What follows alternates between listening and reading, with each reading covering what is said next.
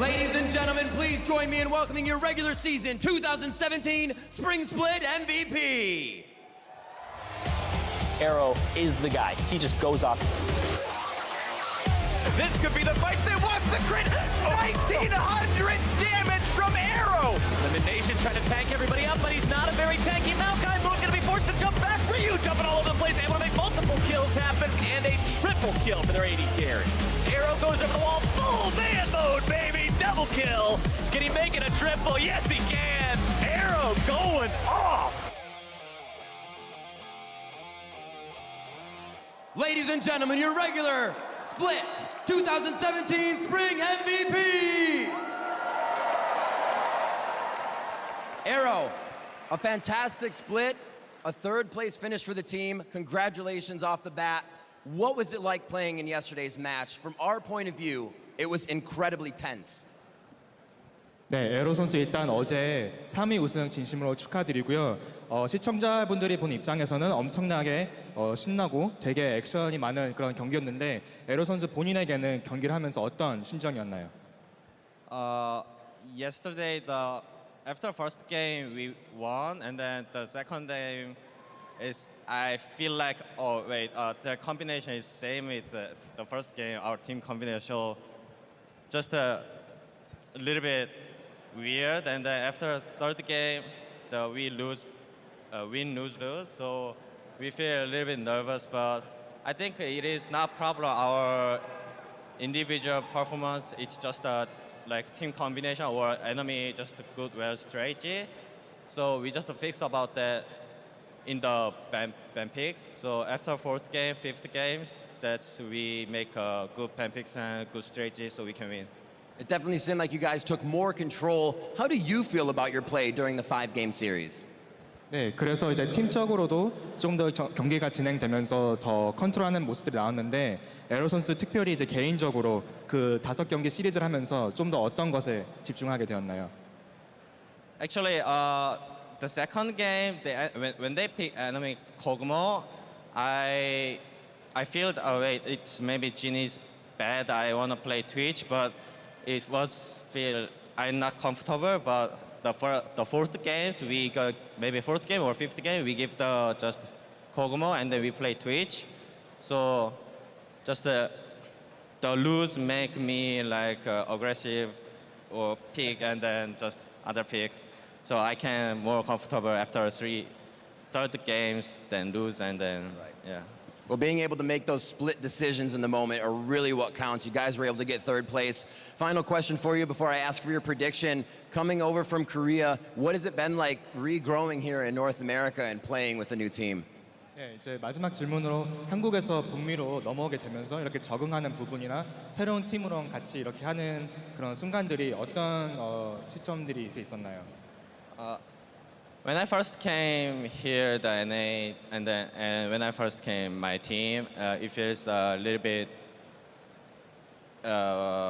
weird or something. Maybe, it's not that big, strong team, but we are running to this semifinals and the playoffs. So our team is getting grow. Yes. So I really appreciate about our teammates and our Phoenix Zone and because first season, this is my first season using English and then it's NA play with NA players, so it's a little bit hard, but and I also try to do my best, and then the other Korean player Ryu mid laner, he also to use English well, so it's really good point, our teammates. Well, it seems like your peers also thought you were pretty valuable. My final question for you, Arrow, TSM or Cloud9? I actually don't want to make an enemy, but I like the Bjergsen mid laner, so I hope the Professor mid laner TSM win. All right, Paul, thank you very much for standing in for translation. Arrow, your 2017 Spring Split MVP. Let's hear it one more time. Welcome back, everyone, and amazing to hear that from Arrow, the MVP. I mean, what a regular season this guy has to have to not be playing in the finals and still make MVP. I mean, he was insane throughout the whole split. I think that the biggest thing about Arrow was there was hard to find mistakes that he was making in these individual games. You know, when you look at a lot of the players, it's like, oh, he had a bad game here, a bad game there. Throughout almost the entire regular split, he was really, really consistent. Yeah, I think the important thing to keep in mind is it's a regular season as well. This was one of the closest MVP races there's ever been in North America. There were 4 people that got a lot of votes. Arrow, Hanser, Bjergsen, and Jensen all were competing for this, so congratulations to Arrow for that great regular season and the MVP win. And of course, back on the likes of Hanser, Jensen, and Bjergsen, we will be moving into our second game now. TSM are on blue side for this one, and Impact is in for Cloud9. So kind of as expected, it does feel like they were trying a few things there in game 1. I don't expect to see Camille get through again. I think Ivan's going to have a lot more eyes on him moving into Champ Select. So we'll see what changes are made here in Impact. He is kind of known as the shield for Cloud9. We'll see if maybe he goes back to those tanks or he goes to carries. But I think what they're looking for is just a bit more consistency in that early game. And he's a guy with such a wealth of experience. He's a world champion. He's played on the biggest stages, and he has the confidence to bounce back, you know, from a rough performance for a team game 1. Yeah, and it's not like he's the type of player to have doubts about his own play, and that's what you need in a situation like this to kind of help your team after that difficult performance. Just to note, C9 selected red side right here, so they, I think, have a little bit more flexibility in this draft. Well, we'll see what happens in the bans here. LeBlanc and Fizz already banned away for TSM, so some pretty big changes actually with personnel changes for Cloud9. Cannon, though, banned by C9. Rumble actually banned as well, so it does feel like 3 top laners really have already been banned away in this draft. Obviously, Fizz can be flexed, but yeah, it's a lot of changes already. We saw almost all jungle bans in game 1. Hey, you do have to remember Fizz mid is definitely pretty strong. You know, Faker just played it in the finals. Jensen is someone who loves playing those split push assassin type champions. Shen's certainly something targeted at Impact. This is an insane ban phase. I mean, that's 4 top laners, definite top laners banned away already. 3 of them by Cloud9. So they're really actually targeting Hanser's carries because it looks like they want to push him into a tank matchup against Impact. And with Shen already banned, Cloud9 has a lot of flexibility to take Nautilus later since it's a very unlikely first pick with Lulu up. Now the question here becomes, does Cloud9 just run it back on what TSM did? You can draft Karma Ivern here and set up that sort of a composition right off the bat if you'd like to. Yeah, we have to note, though, that Ashe is also an unbanned champion in this game, and that's had such high priority in the semifinals, especially for Sneaky, because of his tremendous use of Hawkshot if they want to get some early scouting. So a lot of choices here for Cloud9 to make. They do have the opportunity to run that back with something like Karma and Ivern right now if they want to do any type of shielding composition. C9 running down the clock, but there's the Ashe as their first pick here. I was about to say I cannot see a world where they don't take Ivern here, but we'll give Cloud9 the benefit of the doubt. They are thinking through these decisions, 20 seconds to make this pick. And I mean, Graves has been incredibly powerful, one of the top tier, if not the top tier jungler for quite some time. So it's certainly not a bad decision to not take Ivern. It's just, are you worried about TSM taking Ivern and Lulu? They can have an even more powerful composition around supportive AD carry styles. And also grab the Caitlyn if they want as well in this round, as the Graves is the pick actually for Cloud9. I mean, TSM have to be thinking, like, is it a trap? That's the only thing you think of in this draft, right? Because from what you're seeing, you're going to get an even better composition than you did in game 1. Yeah, so of the junglers on the board, the Graves would be good against the Ivern, but Rengar is also something that has been huge in North America and often goes banned or first pick. So not too much of a surprise as Svenskeren takes it here. Yeah, and Lulu, Rengar, very, very powerful combination there. I think the speed ups, you have the knockup after the ultimate in, so it is really strong. Syndra is something that Bjergsen is famous for being incredible at. Yeah. He's been perma-banned out on this champion for so long. Exactly. This is also the first blue side game that TSM has played in playoffs. We have to note that. So getting the mid laner locked in early for TSM, I think, is smart in this situation, since we are probably going to be seeing some mid lane bans by Cloud9 and they get the counter pick anyway. But speaking of the counter picks to Syndra, we were expecting to see this matchup. If the Syndra is going to be taken, either one of these guys would pull out Echo. Yeah, and I think that Jensen actually has the best Echo in the league. It's not what I would consider a lane counter at all. It's something that can wave clear through. You build up some early defensive stats, pick up a Negatron, and you essentially just lock the Syndra into lane with this wave clear style. Then you can move out into the side lanes and start up 1-3-1.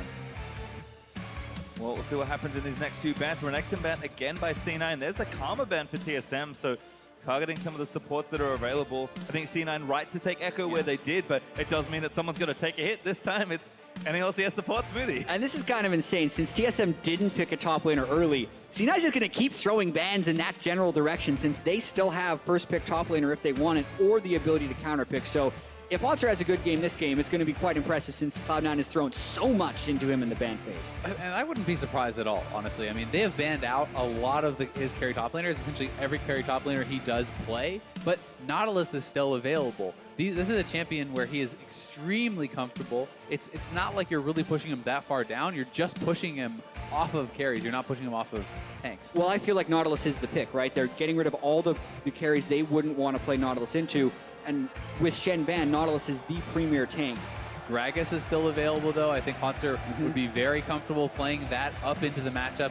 Can work very well with some early Doran's rings. It plays pretty evenly in lane with Nautilus, and it has a massive amount of playmaking ability. Well, we'll see what TSM want to finish their draft with. It looks like Total might be looking at a change up from the AD carry from the bottom lane here. And of course, Haunter still has a mystery champion to show us at some point. Yep, there is the Gragas that we expected, though. Yeah, with all the carry bans, you're going to be going to the Gragas. He's played it twice this year, including playoffs, is 2-0 with it. Also, I believe he played it last summer in the finals, so definitely played it in high-pressure situations as well. What do TSM want as their bot lane, though? They've got Caitlyn available if they still want it. They can just take the Lucian if they feel like a bit more aggression is what they want in this team comp. Certainly a lot more skirmishing, but a solid draft once again for TSM. And they also have some very powerful engage with the Gragas, with the Rengar. You have the Lulu to speed up and shield either of those guys. The massive amount of CC. And if you ult someone in on Gragas, Syndra can easily clean that up with follow-up. I'm also looking at the Cloud9 composition right here, and they have given themselves so many more tools to make things happen than they did last game. They're setting themselves up with the split pusher and Jensen's Echo, but the CC layering from the Ashe and the Nautilus is incredibly powerful if they can make some teleport plays come in. Yep, Smoothie is going to select Zyra as the final pick there as support. Did get pushed down a few pegs as far as the more defensive supports goes, but happy to go back to the more aggressive supports here as well. And I think as far as the 2v2 matchup goes, C9 should have a pretty good advantage. Ashe outranges the Lucian. You can poke him out with your volleys, and I think Zyra does have the edge against Lulu in this straight-up support matchup too. So you should look to see Cloud9 get some dominance in that bot lane, and that was supposed to be their strength. So they need to have success there now that they have both drafted for it and planned around it. Well, we'll see what happens here, because we saw a lot of early action, kind of started by Cloud9 and then very quickly followed by TSM. This game's going to look a lot different as far as the overall pressure goes. I think bottom lane might play a little more conservative, see if they can't, just get through the laning phase and use the advantage they've drafted for themselves there. Bjergsen and Jensen were surprisingly inactive in the last game. Yes, Bjergsen had some good roams with Talia, but we didn't see that much of the lane. It was all about top lane in the last game. We've changed it up. It's now a tank matchup. Impact's in as well. I think that's the place to start here, and both junglers likely looking there again. Yeah, if we see a fairly conservative early game with the game being close, so much of it would be decided about how the tanks can manage these fights as far as peeling for their teammates.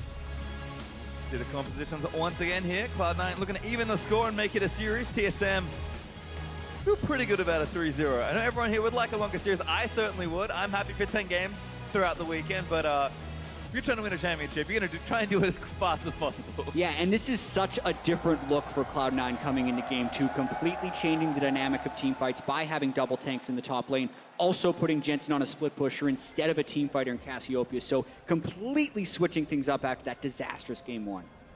I think it makes sense. Again, I feel like Camille's a one-time thing for Haunter in this series. Like, have this. Are you still good at it? Haunter's like, yep, really good. It's like, okay, that's banned away, and so are 4 other carries. So we'll see what happens in our second game here. TSM and Cloud9 moving out onto Summoner's Rift once more. Looks like TSM actually might be stacking a few people here in the bottom side of the map. Yeah, they definitely look like they are. And I mean, Sneaky's going to have to be really careful around here.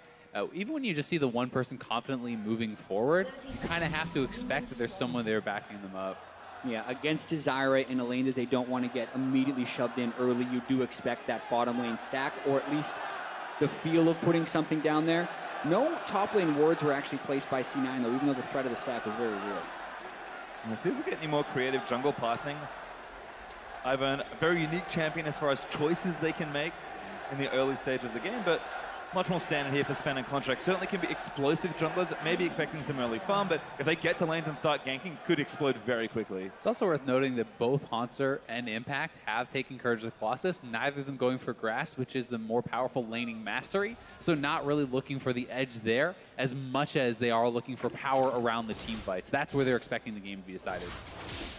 Firefrost stealing Smoothie's money.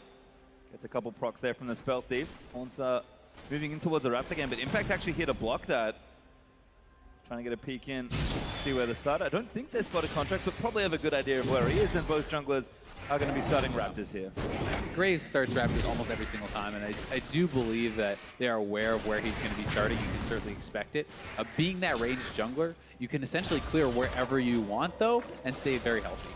Yeah, it gives you a lot of flexibility, especially if Contracts wants to try to counter jungler, because so many Rengars actually do a full clear of their red side, and that would leave them open to have a buff stolen away. But after the first blood that happened to Contracts on the invade last game, he's going with a more conservative clear.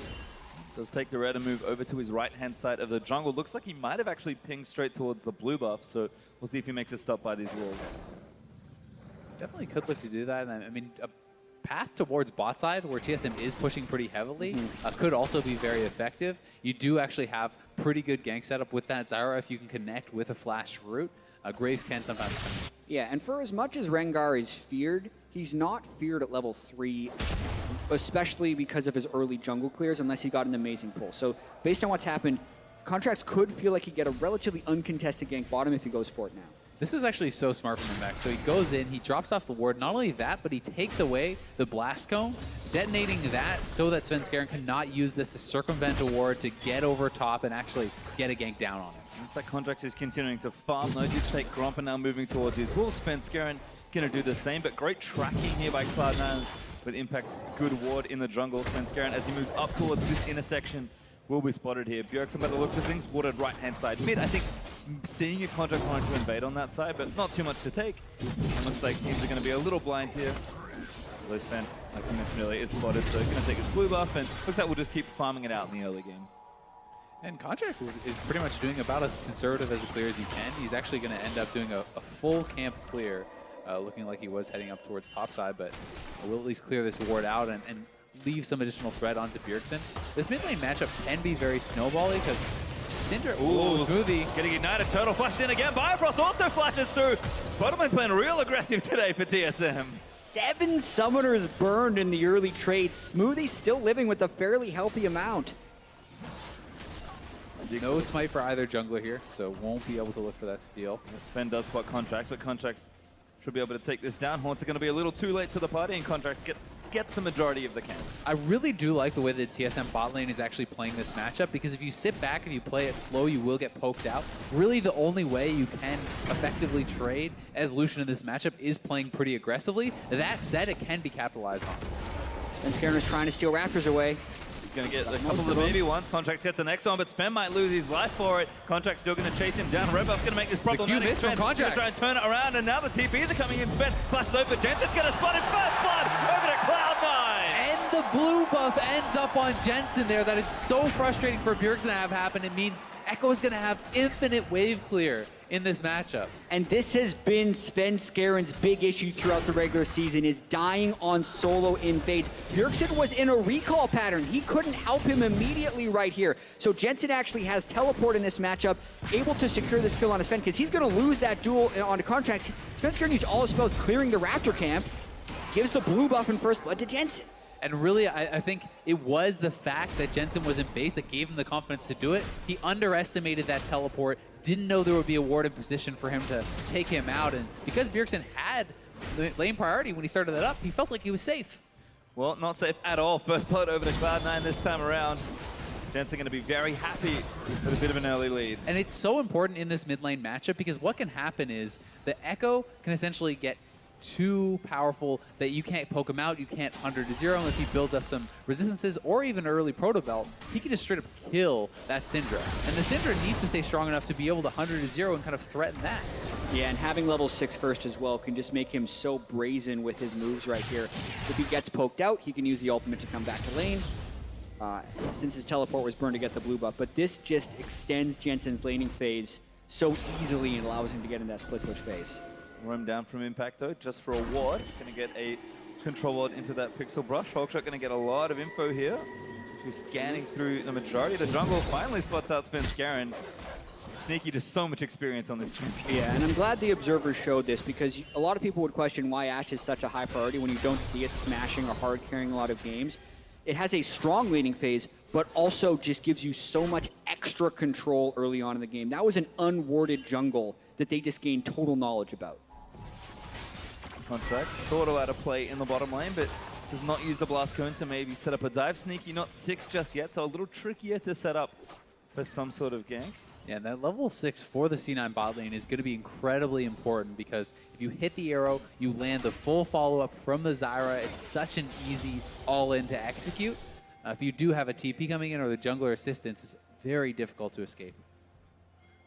See Jensen actually playing around with his mini wave, but actually Contract's pulls it waiting and for freezes Sven. it as Sven. Contract's is only level 5 here, and he did get spotted just by the tail end, so Svenskeren's going to want to stop him here, but he's got to be careful not to get caught. Sven has no smite, so Contracts could take this, but we'll see. Sneaky gonna get caught in rotation though. Turtle and Bifrost gonna take him down. C9 trying to make a play, but it could cost him already. Carries live. Contracts though gonna come down as Rengar actually popped the ultimate, sees Contracts, but Sneaky gets out. The big story there was Bjergsen was not in position. He was in base, so they could not fully commit to that fight.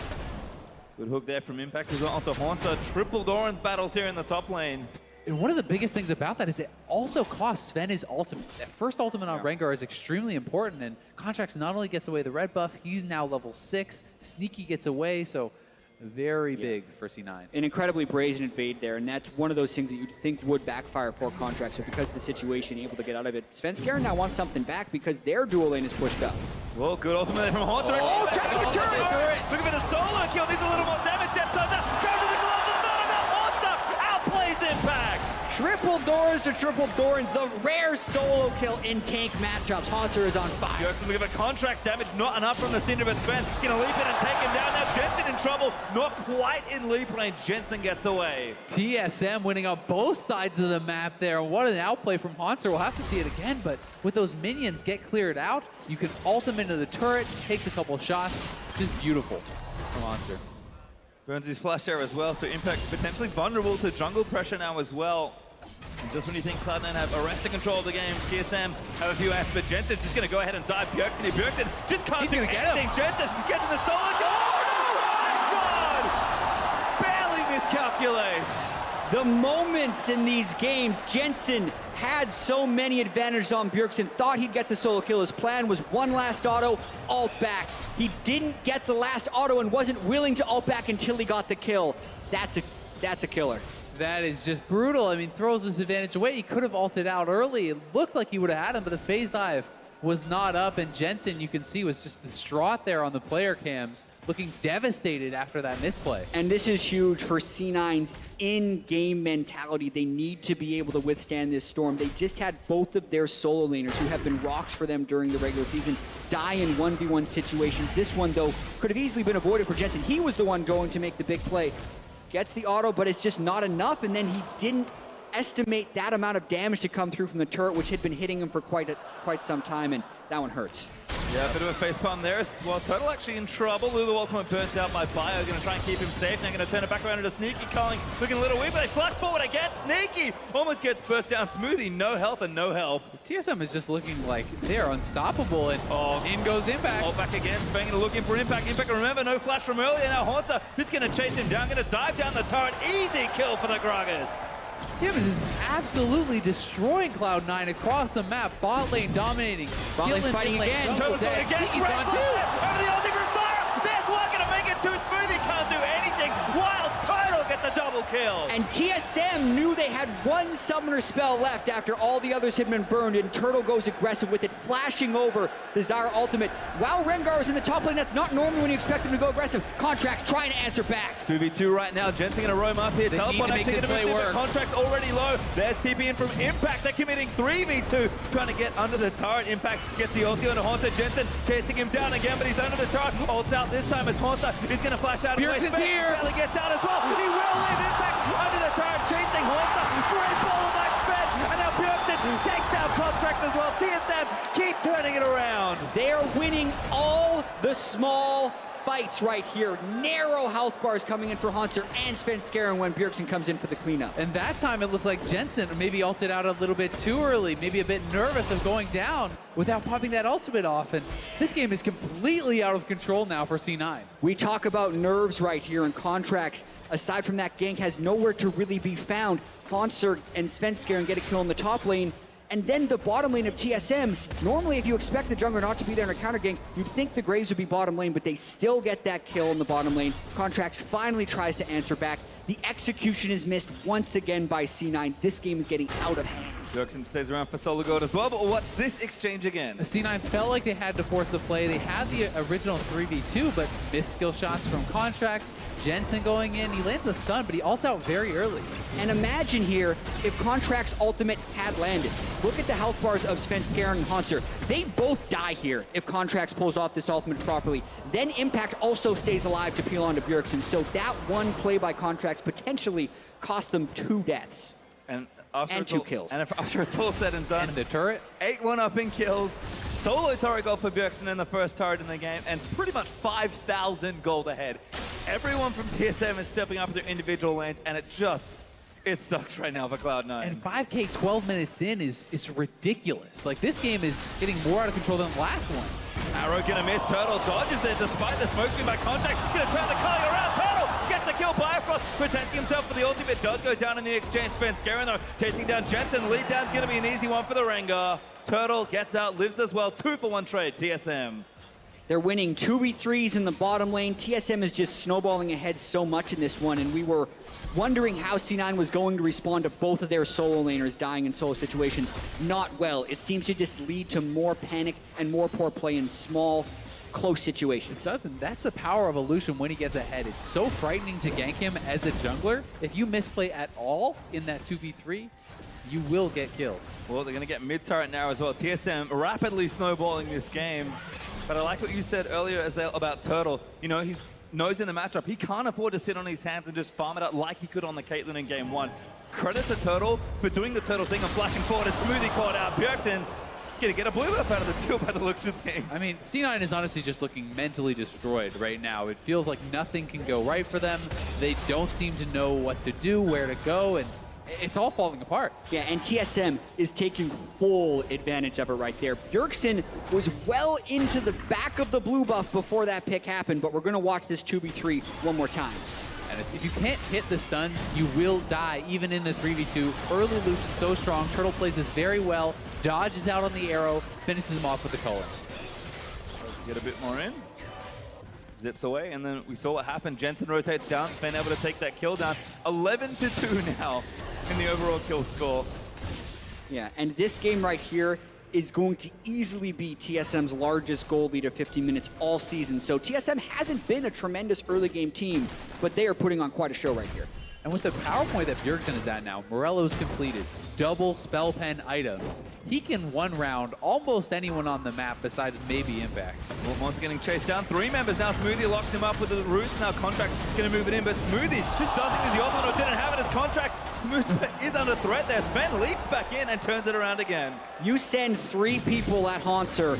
Impact Dredgelines a minion after ulting him, and then Svenskeren comes in for the counter kill. It just keeps going well for TSM.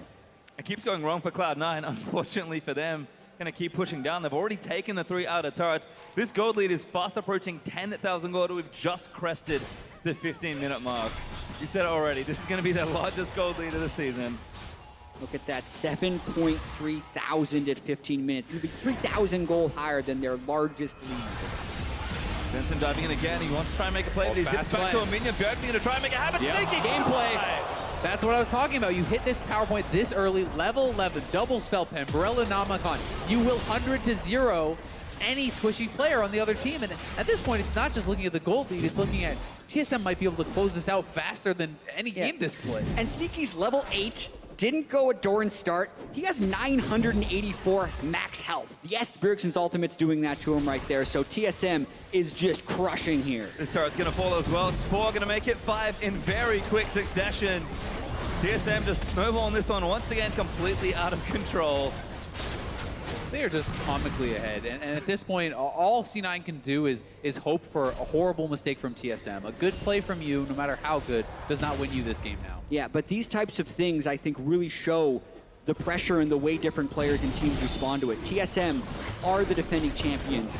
Every player on this team has been in stressful world situations before, whereas the last time Cloud9 was on the stage, they did have some problems then, because you see that 7,000 gold lead that TSM has, 3,000 gold higher than the regular season. That doesn't happen without some level of tilt happening from your opponent, or for TSM really stepping up to the occasion. Well, these two are just at it again. Svenskeren and Haunter have been quite the pair. Svenflash is thrown into the brush. What a stylish play to take down Jensen. Really nice from Sven there, and it's gotta feel hopeless for Jensen at this point. Contracts in 2 games has not gotten a kill. Like, he has not been able to get involved really at all in either game, and Svenskeren has been massive in game 1 and game 2, playing super well. Turtle getting CC chained in. Lou the multi-shield, not quite enough. I could be wrong. Turtle, how did you live? Now the TP in. Sneaky getting chased down by Bjergsen. Chased down by Sneaky, but Bjergsen also gets a trade kill. And now Bjergsen going to look to see if he can't find a little bit more. Haunter TP'd in already. Bifrost goes down, but Contract's low on health. Going to get buffed down by Haunter's keg. Now Impact, we're going to move back in as Jensen TP's to the situation with Sven's here, so is Bjerg. And Jensen, he's got to be the target. Double stun by Bjerg. Into the brush we go. Jensen, monstered down by Contract. Ults out, but Haunter doesn't quite get him. Bjergsen needs to turn it around to try and get this kill. Looking for the slow, flashes in. Wants to take down Jensen. Can't dodge everything. Impact out with the hook. Bjergsen now dominating, and they're going to keep chasing Impact for a little while longer. Good dodge of the stun there by Impact to stay alive, but C9, they know they have to make plays, but TSM just able to get better trades. Yeah, I mean, Impact got Sal, but the whole house is burned down. He saved the kitchen sink. Yeah, and this was getting a little bit silly. Wild Turtle should have been dead in this situation. Fully picked out, all ults used, but the Lulu was just enough to keep him alive. And thank goodness for Sneaky's Ash Arrow. Doesn't fly over every wards. Wild Turtle still almost has a chance to sidestep, but ends up going back into it. Then the fight is on right here, and C9 really need this to go well. They finish off Bifrost, but then are unable to get everyone out of the fight. And so much of this is the gold lead that TSM is playing with. They're so strong, and these little edges that you miss out on. I mean, they're getting Impact. He's the tank in this situation. Ben's going to roll up for the ultimate. Impact has got no chance. Ben dominating now with 6 kills of his own. Yeah, another turret going to be going over to TSM. 10,000 gold at 18.5 minutes for TSM here. 6 turrets Last down. outer. Yep, Baron up in a minute too if they want to take it, but they're going to try and breach the base, I think. Before that happens, Bjergsen, ulti at the ready. Who's the target? Anyone. Yep. You get in range of him at all, he's going to one-shot you. Contract doing a bit of play. Ulti there by Bio, going to keep Sven alive, but Sneaky goes down. Bjergsen didn't even need the ultimate. There's absolutely He used nothing it, though. that Sneaky can do. If he walks up, if Smoothie walks up, they'll get one comboed, and TSM, 320 minutes breaking the base. Yeah, I mean, you could say, hey, Sneaky built some magic resist, but then he's never killing anyone. He's not even gotten his second part of an item completed right there. Blade of the Ruin King, you normally want to go Hurricane next. He is just so far behind the curve right now and paying the price. Yep, I mean, Syndra did get changed, but at this point, it doesn't really matter. You're still going to get heavily interacted with by a Syndra ulti. And TSM, I mean, Baron up, they can maybe take it on spawn if they want to rush over, likely have some gold to spend, so have a little bit more homework to do before they close out this game. But I mean, this game isn't over, but it's pretty close to, and someone in the back has to be thinking for Cloud9. How do they help reset this team? Because if they go down 2-0, kind of going to have to do something that they haven't done in a very long time. That is sweep TSM to take the championship. And the way that they are going down in these games, I mean, TSM could just walk down mid and probably end the game. The safer play is to set up around Baron. You start the Baron. That ensures a victory if C9 does not come to contest. If they do, you turn and fight, and you have a free win there too. So, you know, TSM really does have all the options. The only way C9 to kind of stave them off for a little bit longer is perhaps a Baron steal and a complete boss from TSM. Yeah, and that is why TSM is generally playing it slow. And I mean, the only fear you'd have of TSM for Game 3 right here is that you're winning by too much, and that's impacting your decision making if you're actually like a first world problem. Yeah, if you're actually in a close game, because there's been situations here where Turtle's getting picked off or where a bunch of TSM people get away with 10 health, where C9 wasn't 5 to 10,000 gold behind. That could actually be going in their favor. So C9 need to just, again, reset. But because the start of this game, they were very close to pulling off a few good plays. It's just A little bit close doesn't count for anything in this game. Man, the problem is you don't have a third sub. There's no next guy sitting on the bench to bring in here to be like, ah, it's okay, we got Impact now. Reaper played top lane once. There you go, top lane Reaper. Let me tell you, oh, never mind. Jensen actually gonna get chased down here by Turtle. Does get himself out of the way with Proto Belt. I casted Reaper's early games when he was on technically pre-SKT. That man technically played top lane. I've never seen a Wukong top go mid lane more often than I have in those games. So Reaper definitely had some fun ideas about where you want to go. But TSM, it's just business as usual for them at this point. Turret gonna fall, mid lane inhib soon to follow. Sven just gonna reveal them all with the ultimate and threaten a potential kill. And now the way pushing down bottom lane means again, all the administration is done. TSM looking to try and end it. Impact taking down Turtle. Turtle zips over the wall. I mean, 2 inhibitors down without even clearing Baron. C9's not even willing to walk up to wave clear right now. They're so fearful of the one shot from Cinder. I think we're going to see one final desperation fight here from C9. Maybe Why not? Beyond the legendary gets 2 without the ultimate.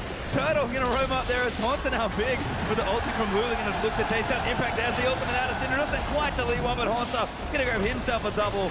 Now Contract's gonna get chased down. He gets out with the ultimate, but Jensen ulti's on the spot, gonna try and get a kill. Bjergsen another kill for himself, make it 9. As Jensen the only one left for Cloud9, and his turrets are starting to fall. Bjergsen gonna assert some dominance perhaps and try and get the last few kills here, but TSM gonna clean this one up.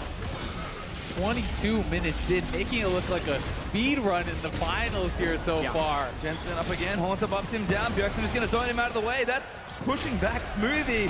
Bjergsen does cleanse off the arrow, not even gonna go down. No, Jensen does get the shot down. Morale boost, that's all that is. TSM up 2-0. And it only took them 22 minutes and 43 seconds for this one. They absolutely steamrolled C9 to make it one game until they can become spring champions. Credit to Jensen, he's somehow still smiling after that game, but TSM, high spirits, and I would be too, being up 2-0 that quickly. And that is TSM's fastest win of the entire split, not just playoffs, and it comes at just the right time here in the finals. TSM is playing insanely well. Yes, C9 looks very flustered with the pressure of this series, but TSM is making all the right plays. They're executing in 1v1, they're rotating quickly, winning in 25 minutes for game 1 and 22 minutes to game 2. They are on an absolute roll. Well, certainly are. We're going to check back in with the analysts, though, to see what they make of that TSM fastest game of the split.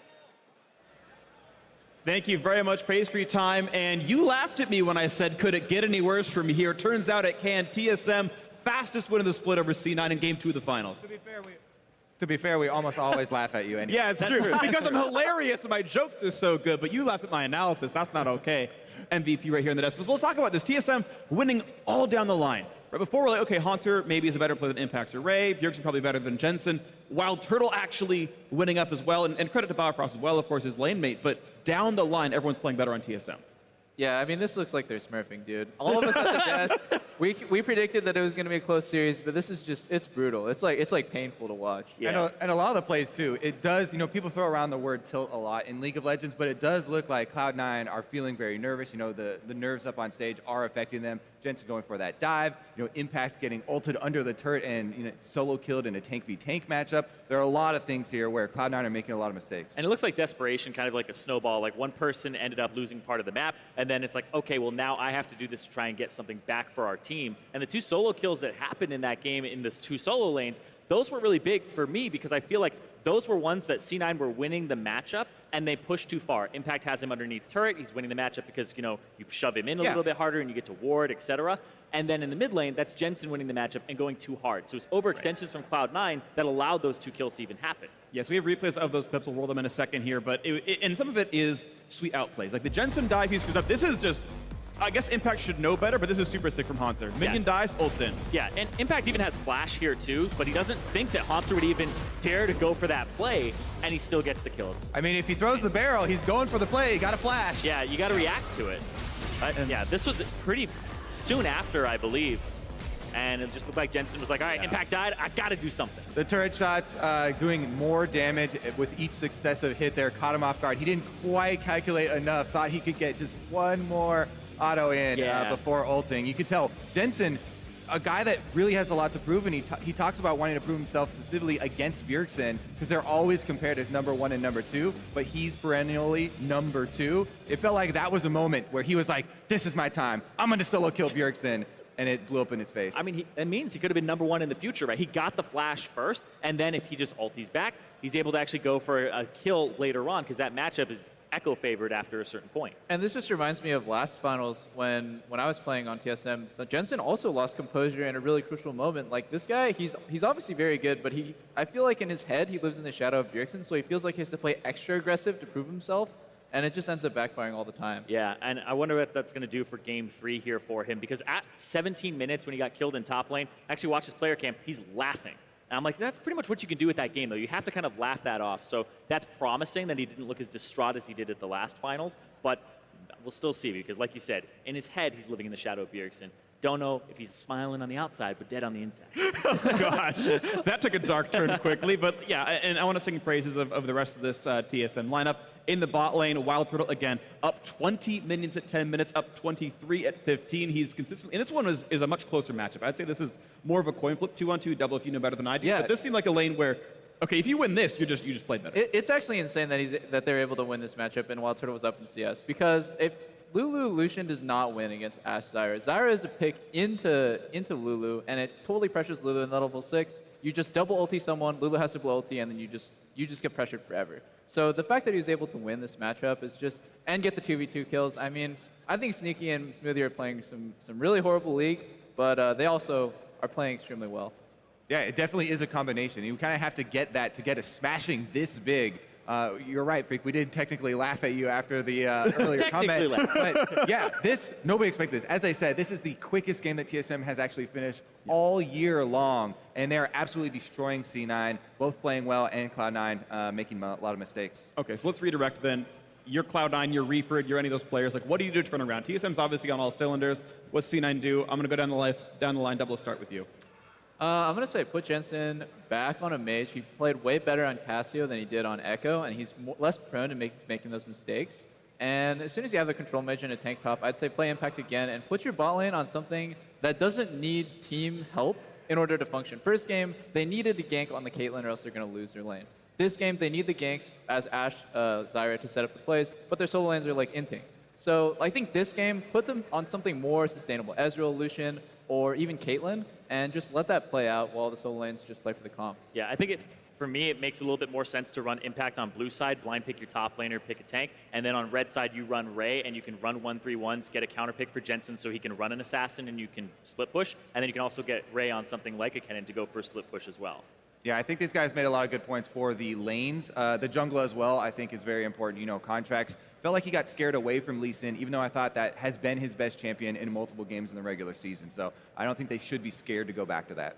All right, we'll see if C9 can play with the confidence they need then, if they can get themselves back out of the lanes. But we're going to be stepping away for a quick break. Stay tuned to see if C9 can bounce back against this dominant TSM in Game 3. So don't go anywhere. You're watching the North American LCS Spring Finals.